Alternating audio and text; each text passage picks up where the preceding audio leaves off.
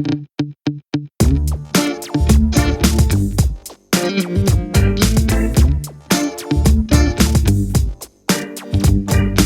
the Fantasy Football Card QuestCast podcast. Football cards, collecting and investing all day, every day. My name is Carter. His name is Andy. We're already a few episodes into this thing. And Andy, we just got done with week 3. And obviously, you and I discussed this privately. The story right now is the guy that will never, ever fall apart. Your friend, my friend, Derek freaking Henry.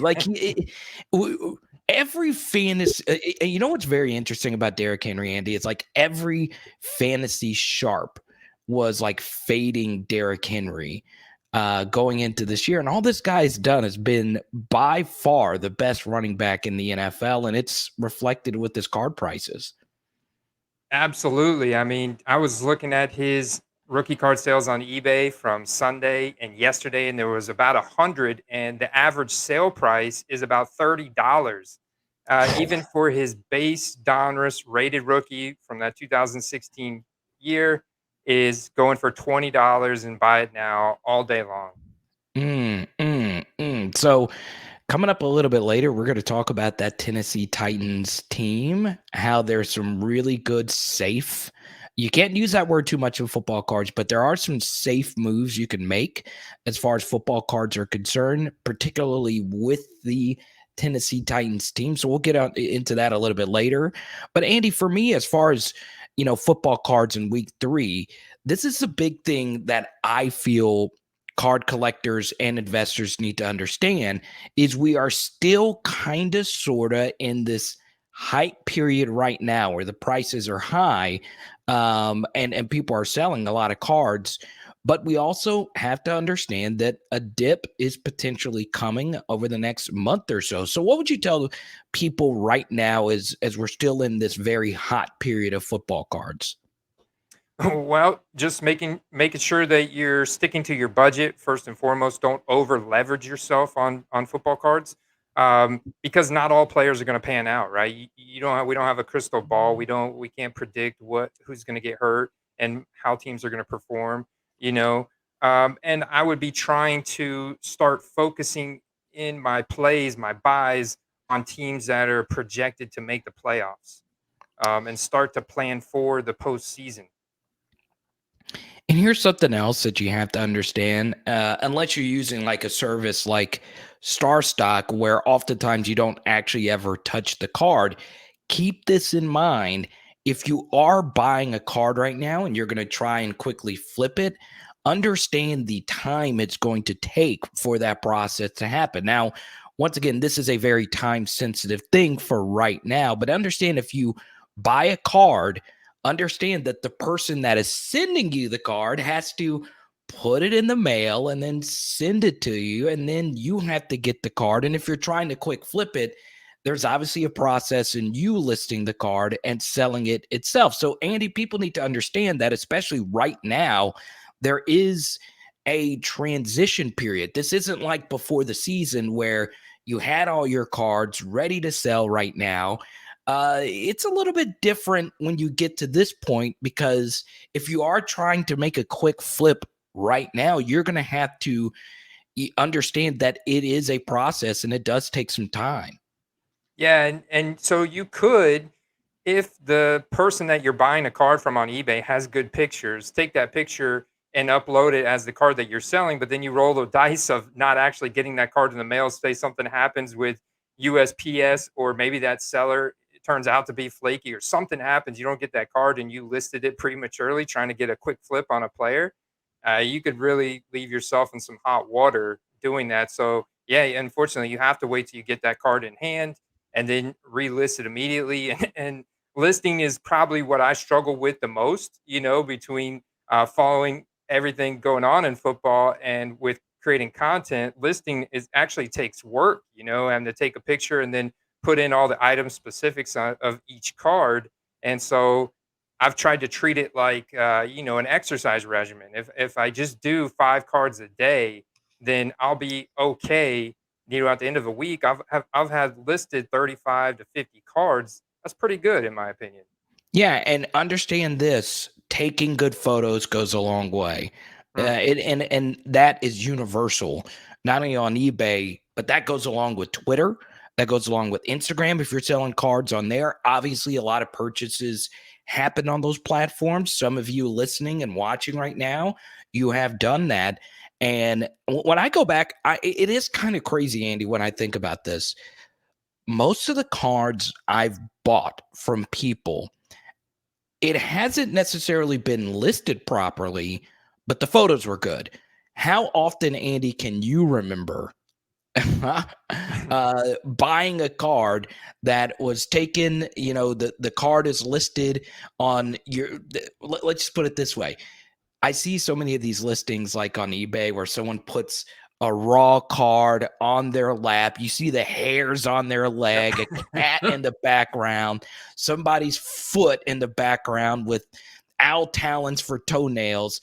That is not something that I would want to do when it comes to purchasing the card. So understand, especially now, as the market gets flooded with pictures and people trying to get their sales in, understand that the photo quality is very, very important, especially for a sharp like you, Andy. You're looking at the corners, you're looking at everything, and if you don't get good photos on that, I trust me, especially if your card is not rare, I am moving on from that yeah. card now. Especially when it's a silver or short print card that you're targeting that has a lot of bling on it, you want to see Right. that bling in the picture. And if you don't have light, shining above the card, not directly on the card to create a reflection, but above the card, and you take a picture so you can see that nice shine, all those colors in the card, and you don't have that, you're taking away so much from the value of your card. I've seen cards that'll just sit on there, and I've bought some that have gone way undervalued because the person took bad pictures. And then I got it here, and I'm like, man, this is a nice card. You put it at the right angle with light going, like this on top, across it instead of right on top of it, and you get some great pictures. The other thing I've seen, Card, back to your point of, people taking pictures of cards like sitting on their lap and stuff. I've seen a guy, well, a female holding a card in a low cut V neck shirt with a bunch of Yeah. cleavage, holding a James Morgan autograph card. And the guy was trying to get too much for this card. It was just hilarious, like the extent at which on the other end people will go to try and add to the card to make, I don't know, maybe he thought, subconsciously some guy would pull the trigger on that card. But did it but here's the thing, if he puts in the listing that the boobs don't come along with the card, then it's all good. It's good, and that's good card sales right there. That's just football card capitalism, baby. As long as the corners are good, as long as it's well centered, literally and figuratively, I'm all about it, baby. But it is important, obviously, to take photos, especially now, like if you're trying to make a sale. Now, we talked about Derrick Henry at the front. I know a lot of people are scared about running back investments. I do want to save the Tennessee Titans for the end, though. And then for right now, talk about one big story right now in the NFL. A lot of these second year quarterbacks who a lot of people were spending a ton of money on, Justin Herbert and Joe Burrow. Now, Andy, these are two players that you have monitored very closely. Okay. A lot of people spent a lot of money on Joe Burrow and Justin Herbert cards. Okay.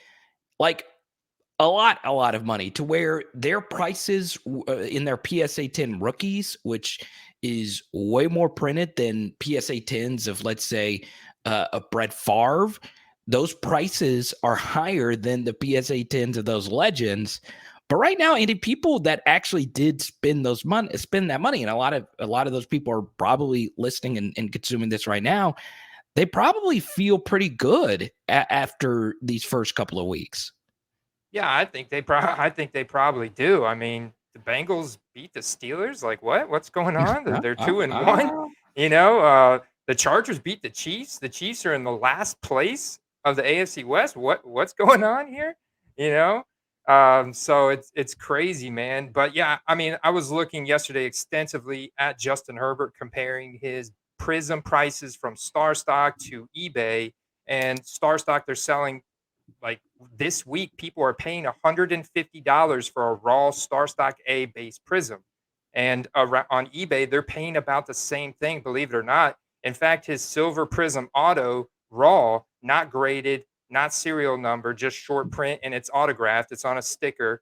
It's a nice looking card, but that card is going for $1,500 in buy it now format for Justin Herbert. That card graded even to a 9 is going 5 grand. Graded to a 10, that's 10,000 plus dollars. Wow. Yeah, and it's interesting. I was looking at some of his cards this weekend as well.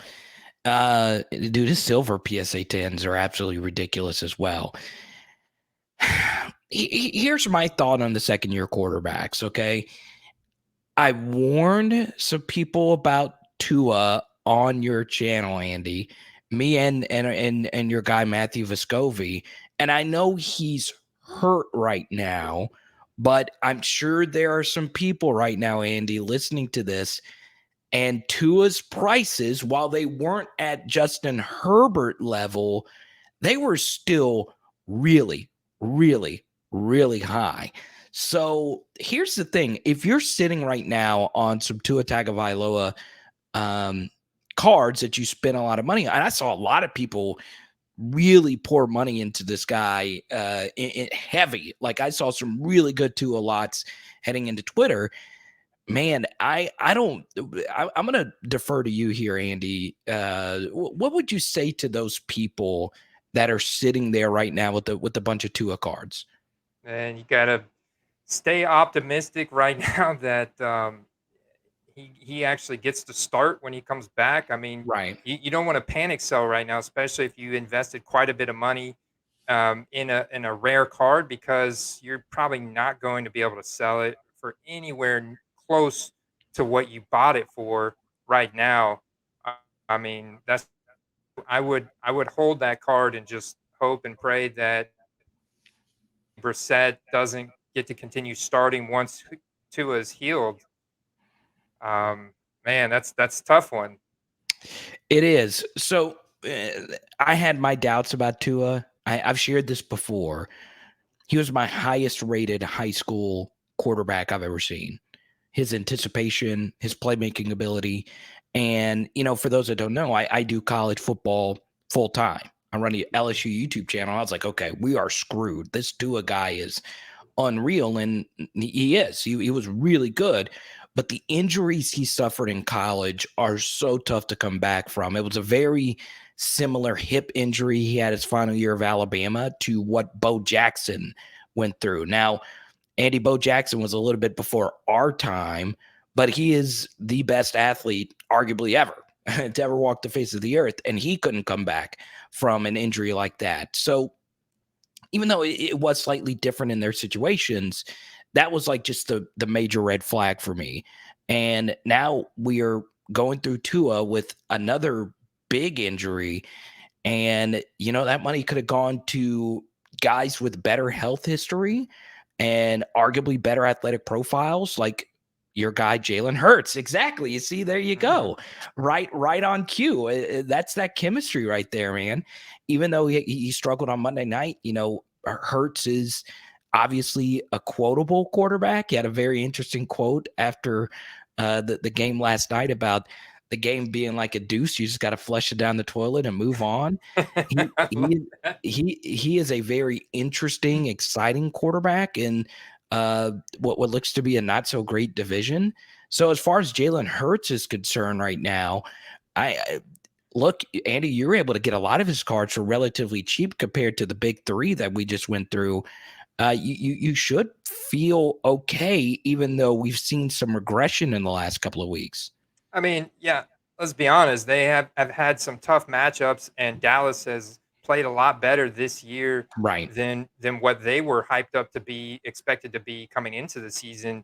And there, you just could tell watching that game in the beginning. I have been watching the Peyton and Eli broadcast. By the way, I'm Oh enjoying it, yeah. and you could just tell that Dallas was not going to leave that game with a loss. You know what I'm saying? Like that, they're being their first home game and everything with Dak back, and Dak, you could on the other end, you could really tell he is doing everything possible to prevent another injury. Like he's going down quick. I was like, whoa, man, that was, he was going down quick on some plays. But Jalen Hurts, all in all, played really well, in my opinion. I think all things considered, with the amount of pressure Dallas was putting on them, the play calling. I don't know about you, but I have not been a big fan of the play calling in Philadelphia on offense. Right. Yeah, first year coach Sirianni, also the best player in the NFL right now on the defensive side. Not named, Watt or Donald, has been Diggs, their corner, and he made another big play for Dallas this past weekend. And ironically, Diggs was an Alabama corner, and he was going up against Devonta Smith, an Alabama wide receiver, and he picked six a Jalen Hurts. And then they just had Nick Saban on the broadcast right after that. And as an LSU YouTuber, I was like, this is a disaster, because I'm watching Alabama players with a Tennessee and Ole Miss guy calling the game. But anyway, I've always liked Jalen Hurts. I even though it was ironic that he was replaced by Tua, you go back, Jalen Hurts saved the day when Alabama really needed him. So this is a very resilient quarterback. I think Jalen Hurts will bounce back. I wasn't a huge believer into him, but I do agree, just by the eye test, he looks good. And the one thing you could say about Jalen Hurts is that he's going to stay healthy. And you can't say that right now about Tua Tagovailoa. So, in looking at those four quarterbacks and moving forward, obviously Justin Herbert looks like the real deal moving forward. It looks like it's a relatively safer investment. Joe Burrow looks a lot better now that he has Jamar Chase. How long will that stay? We'll wait and see. But those two guys do look like the two clearly best quarterbacks. But Andy, I got to give you credit. You were right. With the way that the prices were, Jalen Hurts was the best play of the quarterbacks. And up to this point, I would consider, if you were holding on to some Jalen Hurts, I would consider selling maybe some of them now, because we are still in the hype period. But it does seem like and the Eagles might go on a downturn and they might tank for a quarterback. So it would probably be wise right now, Andy, to sell some of them now, but then probably hold on to one or two of them, right? Yeah, yeah, absolutely. I'd hold on to your short print, or if there's one that, that's where the collector side of you has got to come into play a little bit, right? Right. You have, um, you're a big fan of the athlete, and he's a great athlete. He's very young. He's going to be in the league for a long time, so there's going to be a ton of opportunity for him in the coming years. Even if this year doesn't pan out for him, and so yeah, I would hold on to your favorite one, and then liquidate a bunch of others. So for me, my field level silver, I have it listed, but it's in a buy it now format, and I have it listed for like $300, which I know is well above market value. It's closer to what a Joe Burrow field level silver's trading at, but at the same time, that's how I value him. I want him. That's how I value that card. Whereas I have these other rated rookies and base field levels and stuff like that I am liquidating right now. And then it gets into our hobby tip of the day. And this is about to get really philosophical, okay? And once again, if you're new and you're picking up all this good information, don't forget Fantasy Football Card Quest on YouTube. You're posting out all different types of content. There's all these different vloggers out there, and I honestly think most of them in the sports card market are actually good. So I've watched a lot of different sports card YouTubers, and I know one of the biggest ones is this guy named Sasha T. They did a write up of him in the Washington Post, and he made a really good comment that's really made me smarter in card collecting. And it goes along with something that you preach all the time on your channel, Andy, which is don't get too greedy. It's just a good message throughout life in general. Netflix made a bad Ben Affleck movie, but it's centered around that major point. I don't remember the name of it. I know Oscar Isaac was in it. It wasn't that good, but that was the main point of the film. Don't get too greedy. And Sasha T made the point that, yes, you personally want to sell a card for as much money as you could possibly get for so and so card. Okay. However, that's not always going to be the case. And sometimes when you sell it for less, it makes the buyer of the card feel happier about that investment because then they have room to sell the card for more.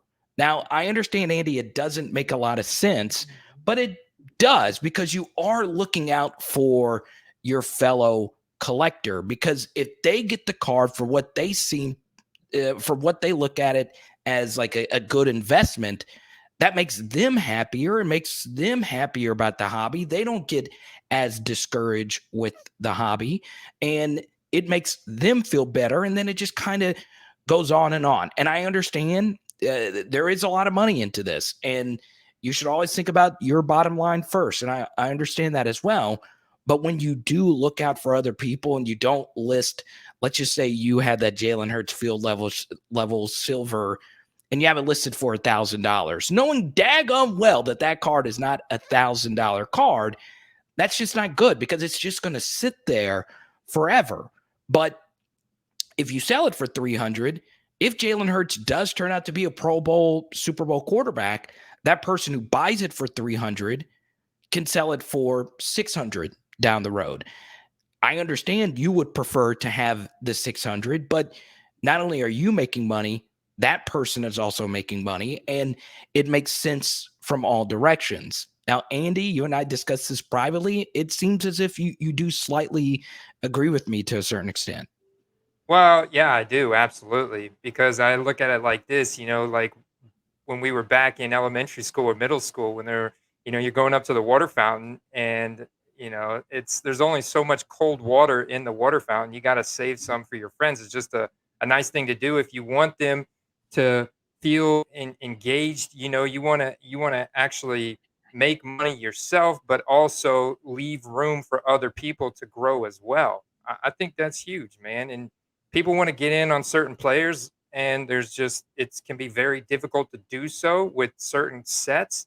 And if you leave a little bit of room for the next person to feel that they have room to grow with that card, they have financial room to grow with it, then it's a win-win. It's all about making things a win-win. I like win-win scenarios, Carter. Yeah, and you made a decision this weekend on a Leonard Fournette card. I You got to did. pay it. Yeah, yeah. So tell people about that. I know you wanted to sell it for more, but now that person that bought it now has room to sell it as well. Yes, it was a 2017 field level silver PSA 10. And so it's a very low population count card, Leonard Fournette, and I had it listed for $130 by it now. Now the thing is, Carter, I had spent about $70, I think 75 plus shipping for the card, and I ended up accepting an offer on it for 110. So I mean, we're only talking maybe 20% profit, something like that.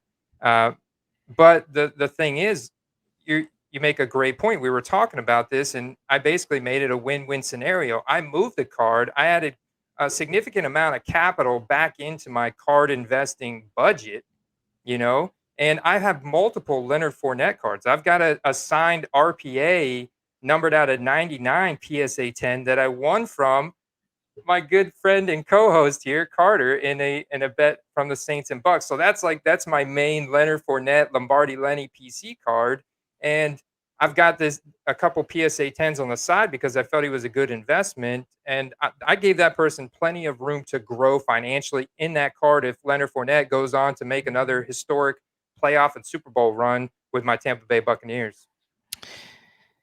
And I did the same thing with Derek Carr. So, during this offseason, I had a long conversation with you about Derek Carr. And I was like, you know what? I want to buy a higher end Derek Carr card.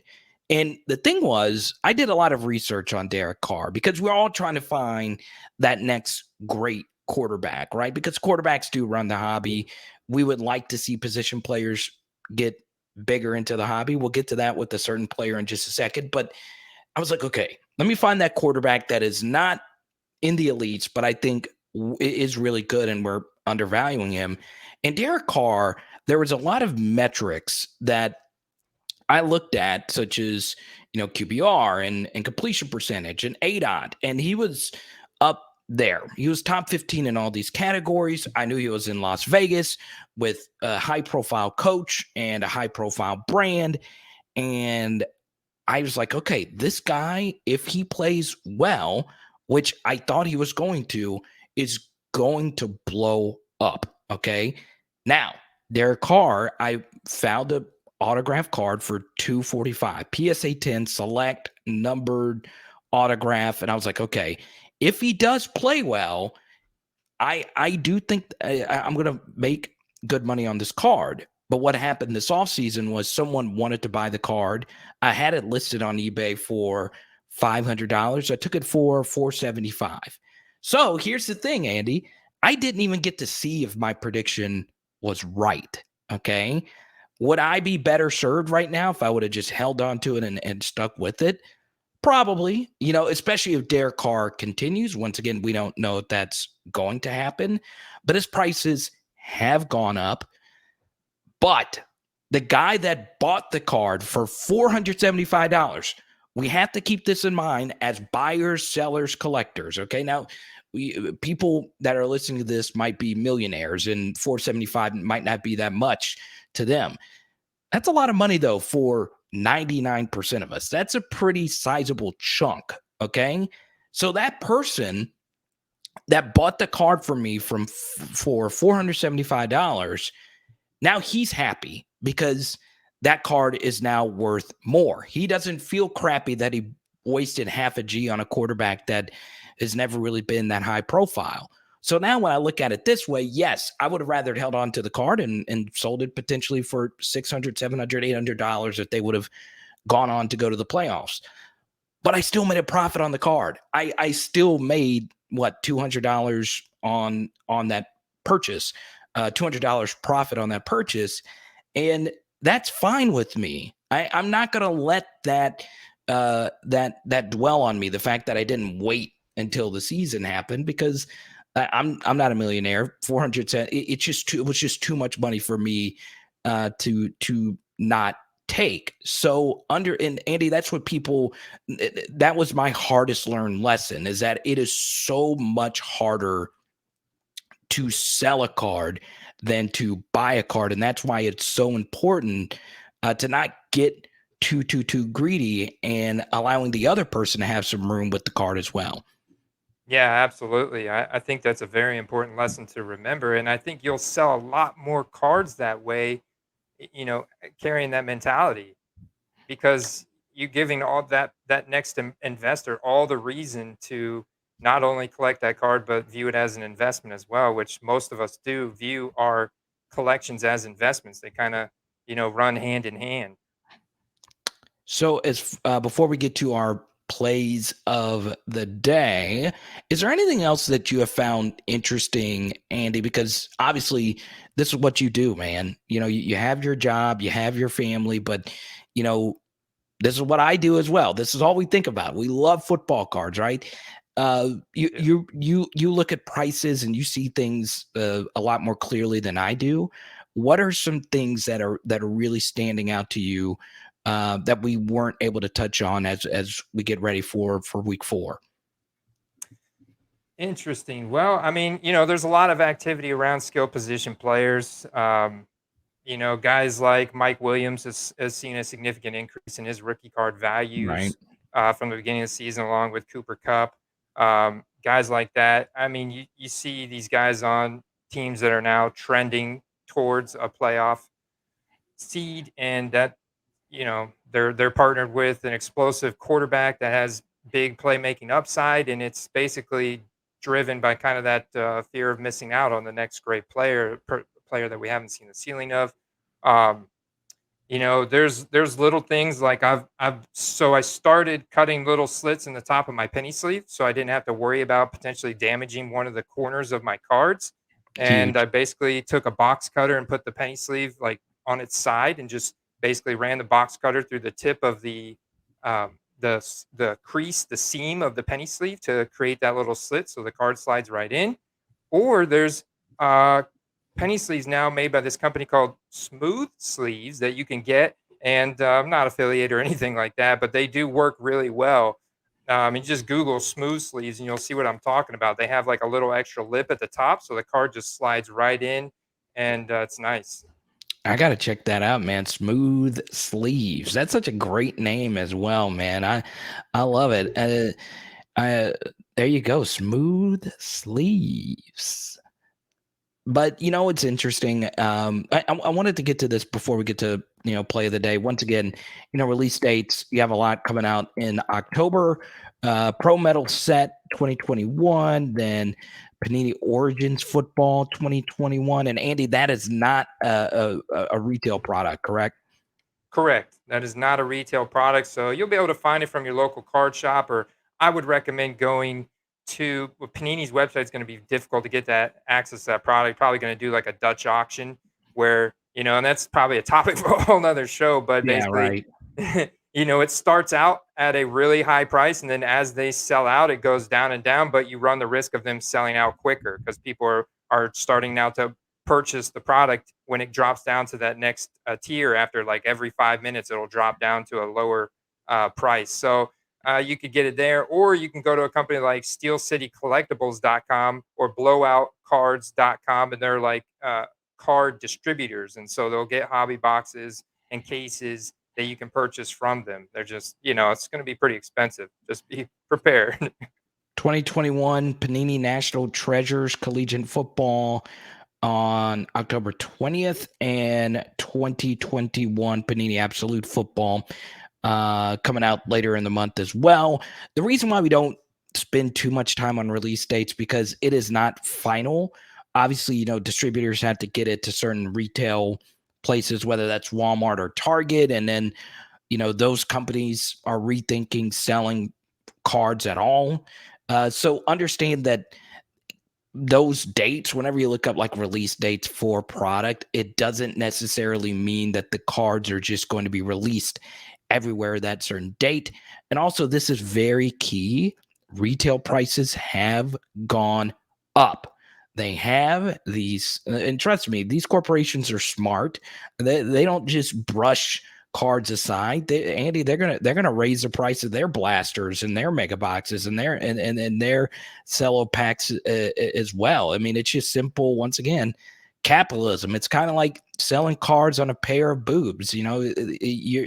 People want to make their money by any stretch of the imagination. So don't go to these card places or these supermarkets and think that a blaster box is ever going to be back down to $20. It can, but it's going to be up to 25, 27, and oftentimes $30, just depending on where you are.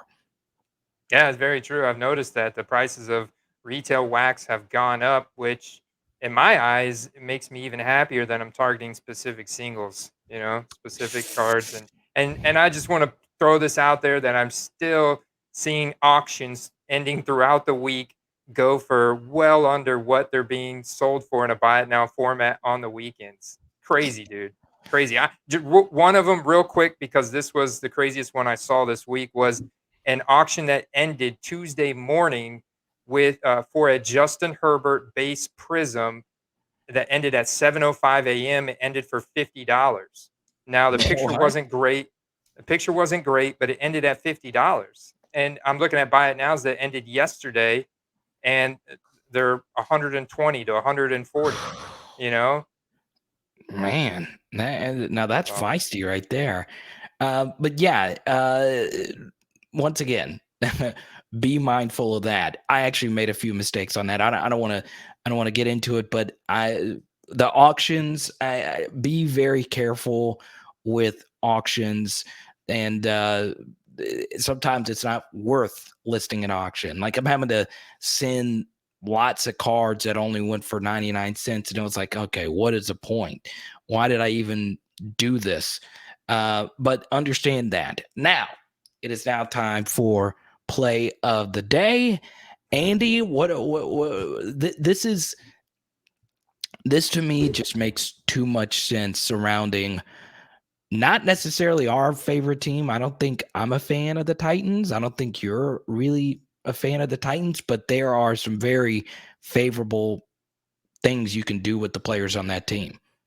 Absolutely. Very favorable things you can do. And it all comes back to they're standing in the AFC South. They're going to win the division. I mean, I'm sorry, but the Colts have been trending downward all year. It doesn't look like Carson Wentz is going to save them. I mean, we're lucky if he leaves the game without spraining 3, 4 ankles, right?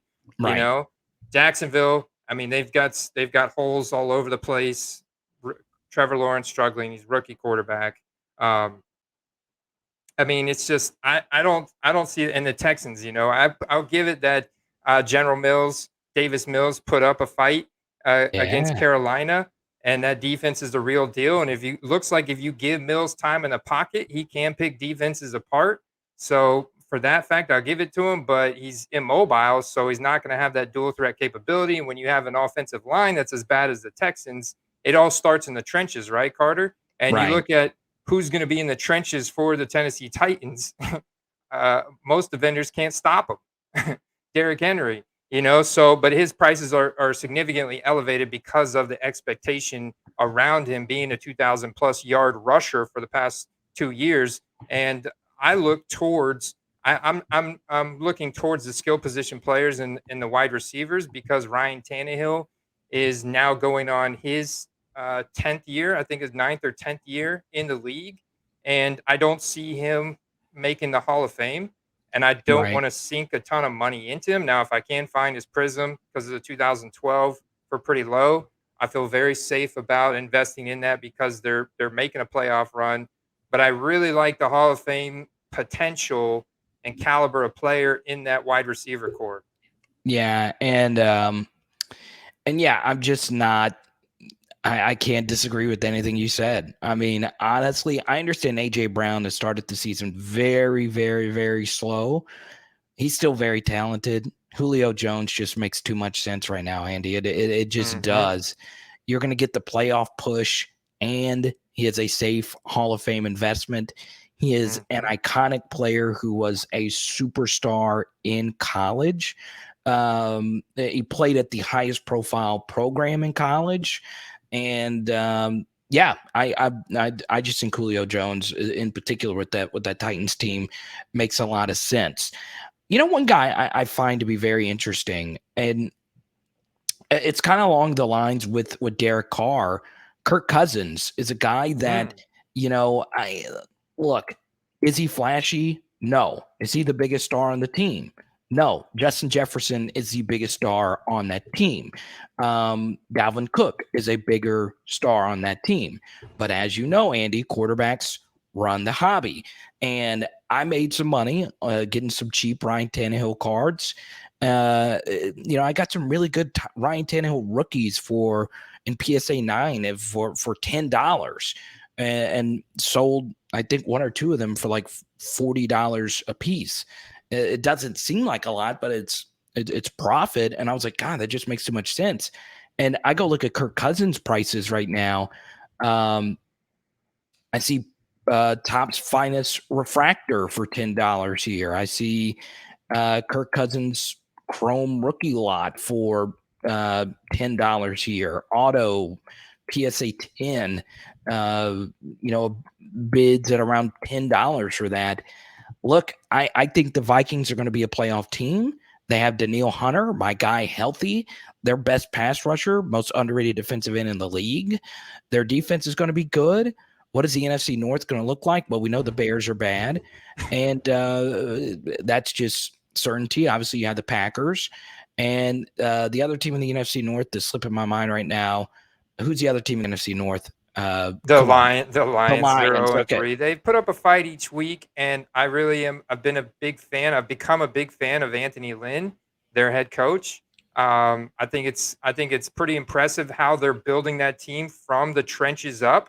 You know, but yeah, I don't see them as a playoff caliber team at all this year as well. 0 and 3, and Minnesota Vikings made a big statement against Seattle yesterday. I don't know if that goes as much to Seattle's defense, but Kirk Cousins has been a top 5 fantasy quarterback each of the first 3 weeks. That guy's absolutely been slinging that rock, man. And right. with as good of skill position players you have in Justin Jefferson and Adam Thielen, who's just got an incredible nose for the end zone, and KJ Osborne, who's got sub 4.4 wheels. Oh man, I mean, Kirk Cousins is a very interesting investment. You also get that 2012 first year Prism bonus when you invest in him, like you do with Tannehill and Russell Wilson.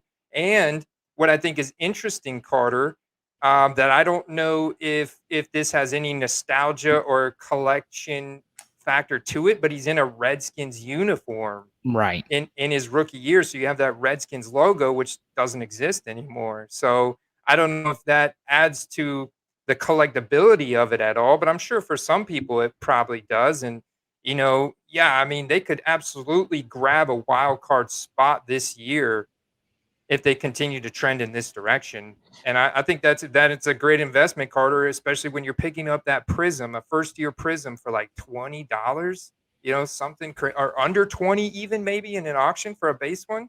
I think that's good. Really good. And that's the thing. So, one quick correction: Anthony Lynn is the offensive coordinator. Dan Campbell is Oh, the head Dan. coach. Oh, yeah, my But bad. but Dan but it, Campbell is it who I meant to say.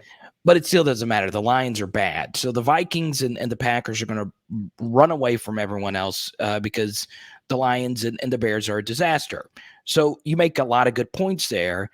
First year Prism, so huge for a lot of people in the hobby. So much money gets pumped into Russell Wilson, because of that, and deservingly so. He's on a different level than a Ryan Tannehill, who also 2012 first year Prism. And guess what? Kirk Cousins prices are still low, and the Vikings, the Vikings could still win the North. They very well could. I think their roster from top to bottom is better than that of the Packers. I think they're very similarly built.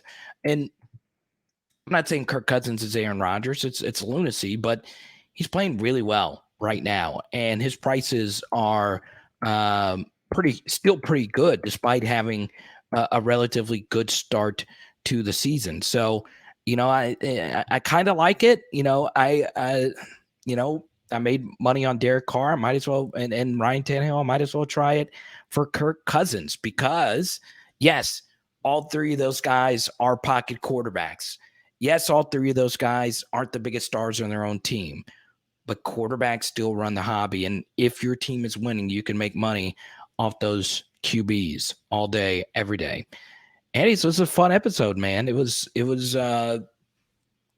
weird, man. I never thought we would have gone from cleavage to Kirk Cousins. I didn't think I didn't think the cleavage would be a part of this show. But once again, you gotta join the Fantasy Football Card Quest Patreon, where Andy's giving you all these different tips, all this just goodness on the Fantasy Football Card Quest YouTube channel. Man, it was fun, Andy. Let's go. Let's go, man. People need to get fired up about the football card hobby, baby. I've Absolutely. never been more excited about this. Look, and I got a Caleb Chase on rookie card. Is he good? Probably not. Chasson. But I got it for $1. I think it's cool. It's in my PC. I collect LSU cheap rookies. I'm all about Yeah. it, baby. I think that's awesome, man. You showed me that collection that guy had of Jair Alexander, the CB on Green Bay. Had awesome pick on Sunday night against Jimmy G, and that dude's collection's insane, and you can get that for a very affordable price. On a defensive player, I think that's a great investment as more people get into the hobby and they mature within the hobby and they want to grow out their collection. They want to not just have, it's like I'm no longer satisfied with just a base Donruss rated rookie. If it's something for my collection, I want it to be short print. I want it to be exclusive. I want it to have the autograph, the serial number. I want all the bling on it, and then I want to get it graded and encapsulate it and all that stuff. So I think that's where where the thought should be. And looking forward, the possibilities are completely wide open for any position in the NFL, whether it's, Justin Tucker on the Ravens making a 66-yard, NFL history field goal, or a defensive player or quarterback. It's all fair game. I think it's all good, baby. Next episode will be all about kicker prices. So we'll see you next time, folks. Peace. Peace.